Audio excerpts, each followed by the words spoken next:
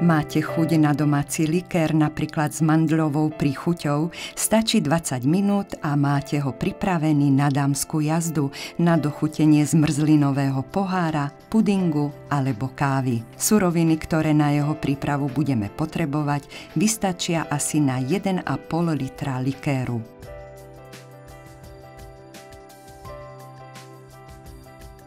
Najskôr si pripravíme puding z mlieka a pudingu originál s mandľovou príchuťou Dr. Edgar podľa návodu na obale. Ale pozor, bez cukru.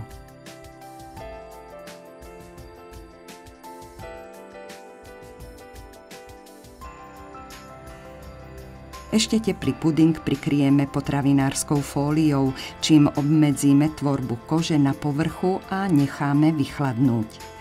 Po vychladnutí prípadnú jemnú kôru v zmesi ľahko rozmixujeme.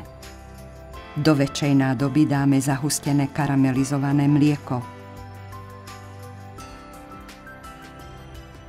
Pridáme vychladnutý puding, arómu a rum.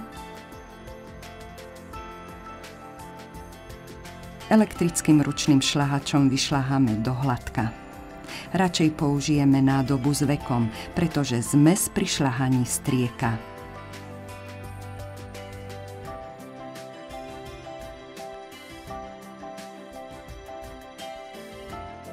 Likér prelejeme do fľaše cez sitko, tým odstránime prípadné hrudky a odložíme do chladničky vychladnúť. Fľaša vám v chladničke vydrží minimálne 1 mesiac, ale pravdepodobne zmizne skôr. Podľa vlastnej chuti si môžeme pripraviť aj iné druhy likéru. Odporúčame s príchuťou karamelu alebo čokolády. Ak máme chuť na vanilku alebo kokos, použijeme puding s príslušnou príchuťou a namiesto karamelizovaného použijeme klasické sladené mlieko. Likér s príchuťou vanilky môžeme ešte dochutiť vanilkovým strukom alebo arómou.